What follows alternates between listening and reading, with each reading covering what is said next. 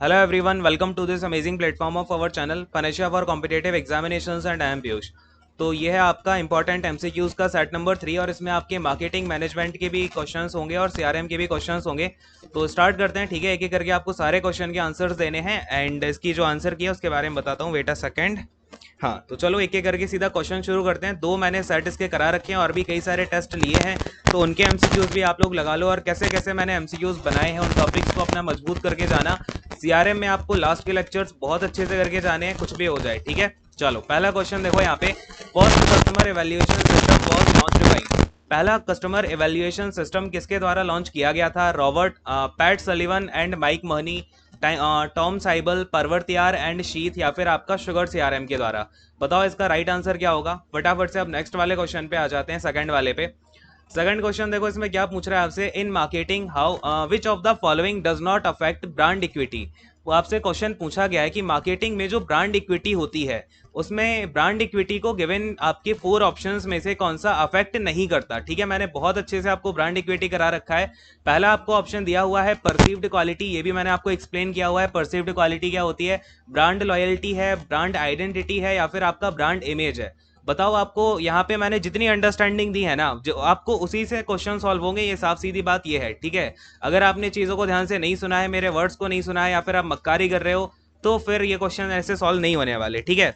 Second आपका हो गया। थर्ड वाला क्वेश्चन देखो यहाँ पे, विच of the following is a point of view of a customer. तो आपसे पूछा जा रहा है कि कस्टमर का पॉइंट ऑफ व्यू कौन सा होता है। गिवन में से आपको 4 ऑप्शन है। पहला ऑप्शन है सेलिंग, दूसरा ऑप्शन है ब्रांड इमेज, तीसरा ऑप्शन है आपका ब्रांड लॉयल्टी, और फोर्थ ऑप्शन है आपका ब्रांड आइडेंटिटी। इसमें से आपका क्या आंसर सही होगा कि कस्टमर का पॉइंट ऑफ व्यू कौन सा होता है गिवन 4 में से। आपको चारों प्रोसेस के नाम पता है, या फिर चारों जो चीजें उनके नाम आपको इनकी प्रोसेसिंग पता होगी कि किसका मतलब क्या होता है। तो बताओ भाई इसका राइट आंसर क्या होना चाहिए, ठीक है। नेक्स्ट वाला क्वेश्चन देखो, फोर्थ वाला, in marketing which of the following is not a legal right of any company. Marketing में कौन सा यहां पर आपका लीगल राइट नहीं होता किसी भी कंपनी का? पेटेंट्स, आपका ट्रेडमार्क, या फिर ब्रांड, या फिर सर्विस मार्क।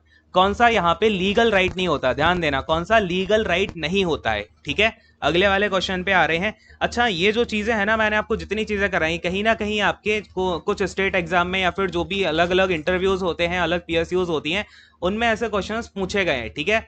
देखो, which of the following is related to the brand image in marketing. आपसे पूछ रहा है कि जो ब्रांड इमेज होती है मार्केटिंग में किसी भी कंपनी की, किसी इंडस्ट्री की, या फिर ब्रांड इमेज ना कई तरीके की होती है, ब्रांड कई तरीके की होती है, वो मैं आपको कल वाली क्लास में बताने वाला हूं। खैर, इसमें आप इतना सा आंसर दे दो, अगर आपने अभी तक चीजें समझी आप बता पाओगे कि ब्रांड इमेज आपका मार्केटिंग में किससे रिलेटेड होती है। ब्रांड आइडेंटिटी से, ब्रांड एसोसिएशन से, या फिर आपका ब्रांड नेम से, या फिर आपका पेटेंट से। क्या इसका राइट आंसर होगा? बताओ जल्दी से।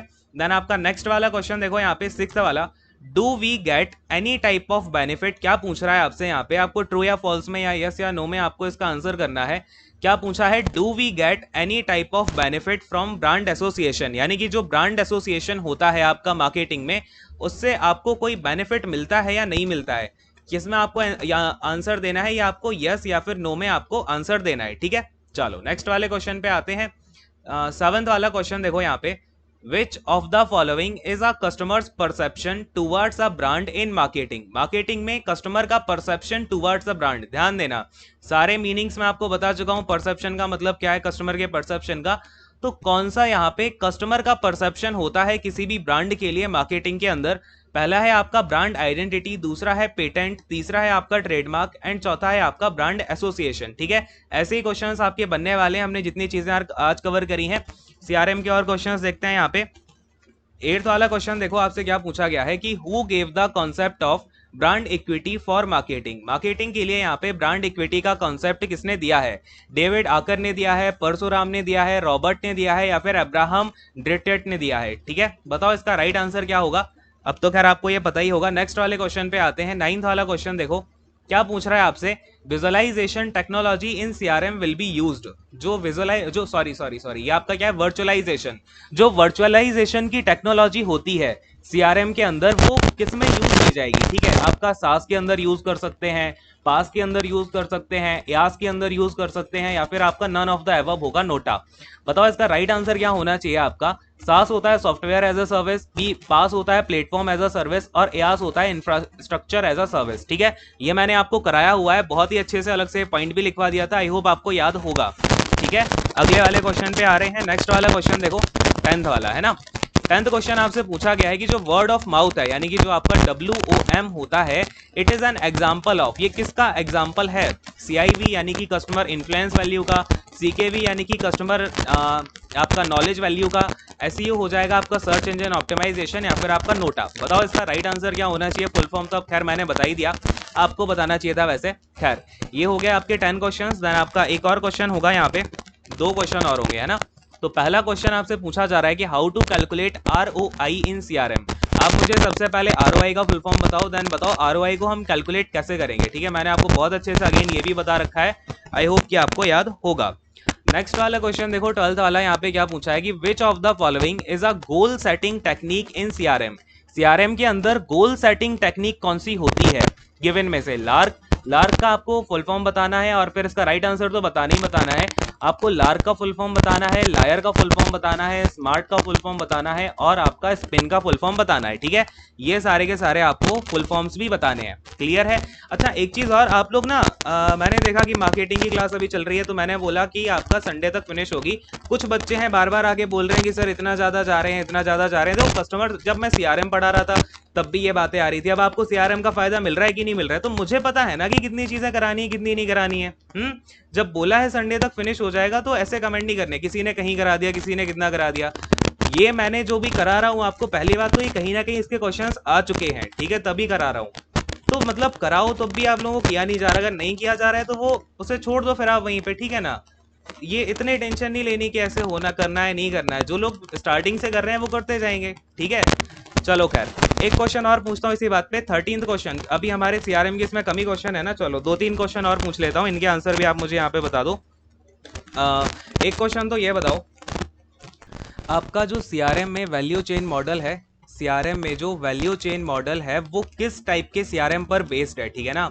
CRM वाला जो वैल्यू चेन मॉडल है वो क्या है आपका, किस टाइप ऑफ CRM पर बेस्ड है। ऑप्शंस हैं आपके पास में, पहला वाला हो जाएगा स्ट्रेटेजिक CRM, दूसरा हो जाएगा आपके पास ऑपरेशनल CRM, तीसरा हो जाएगा आपके पास एनालिटिकल CRM, देन आपका 4th नंबर पे हो जाएगा कौन सा, क्या बोलते हैं, कोलैबोरेटिव CRM, ठीक है।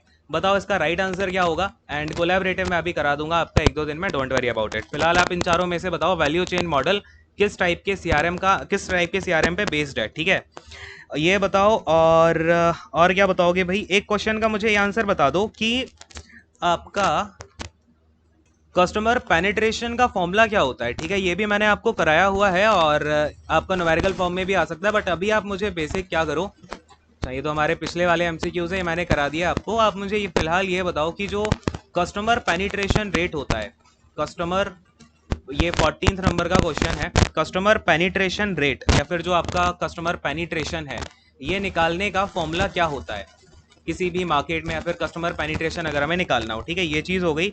और आप मुझे एक चीज़ और बता दो कि 15th क्वेश्चन कर लो इसे, जो आपका कस्टमर मैनेजमेंट एक्टिविटी होती है, क्या होती है, customer management activity, customer management activity in CRM, इसके कितने स्टेप्स होते हैं, ठीक है ना। क्या पूछा जा रहा है आपसे, स्टेप्स छोड़ो, इसके कितने फैक्टर्स होते हैं। Has how many factors, has how many factors, कितने फैक्टर्स इसके होते हैं। ऑप्शन दे रहा हूं मैं आपको, ए लिख लो आप 5 देन 6 देन 7 एंड देन 8, ठीक है। ये आपके ABCD ऑप्शंस हो गए, इनका आप नीचे कमेंट करके आंसर करो। और देखो पीछे का आपको पहले रिवाइज करना ही करना है, उसके बाद आगे चीज़ों को करना है। अगर आपने पहले से रिवीजन नहीं किया तो थोड़ा तो लॉस होगा लास्ट में। और जो मार्केटिंग की क्लासेस हैं वो आपकी संडे तक फिनिश हो जाएंगी। इट मीन्स आपका एग्जाम के पहले के 8 दिन रहेंगे आपके पास, ठीक है। तो इतनी ज़्यादा टेंशन मत लो। और जो नए नए बच्चे आ रहे हैं जिन्होंने पहले कुछ नहीं किया, वो आके बोल रहे हैं कि सर मार्केटिंग स्टॉप कर दो, यार आपको कुछ पता ही नहीं है, या फिर आपने कहीं और से ऊपर ऊपर का कर रखा है, आपको नहीं पता क्वेश्चन कहाँ कहाँ से कैसे कैसे आ रहे हैं। आप ऐसे मत बोला करो, ठीक है। मुझे बहुत गुस्सा आती है एक तो, और हाँ दूसरी बात, मुझे व्यूज से लाइक से कोई मैटर नहीं होता। मुझे जो लगता है इंपॉर्टेंट है वो मैं कराऊंगा। ऐसा ही मैंने CRM में किया था, तब मतलब आप लोग ना जो जब अच्छी चीज़ कराओ तो बिल्कुल एकदम हट जाते हैं सारे लोग, उससे कोई मुझे फ़र्क नहीं पड़ता, मुझे जो कराना है पूरा उतना मैं कराऊंगा। एक तो सारी चीज़ें आपको करा रहा हूँ, उसके बाद मुझे जब ऐसा कमेंट दिखता है एक भी, तो मुझे बहुत अंदर से बुरा लगता है। ठीक है, मेहनत कर रहा हूँ मैं अपनी तरफ से बहुत ज़्यादा कि आपको सारी चीज़ें कंप्लीट करा दूँ, और एग्ज़ाम से 8 दिन पहले कंप्लीट कराई जा रही हैं चीज़ें, तब भी आप नहीं कर पाओगे, देन कैसे काम चलेगा, है ना। और रिवीजन तो डेली डेली करना होता है ना, आप रिवीजन के लिए क्या वेट करते हो कि भाई अब जब सारी चीज़ें कंप्लीट हो जाएंगी तब मैं रिवीजन स्टार्ट करूंगा, क्लास सेकंड थर्ड में हो गया। हाँ, ग्रेजुएशन हो चुकी है, इतनी चीज़ें आपको समझनी चाहिए कि जब जब जो कंप्लीट होता जा रहा है सारा रिवाइज तो होना ही चाहिए। बाकी के सब्जेक्ट भी तो हैं, इसके अलावा सारा रिवाइज करो।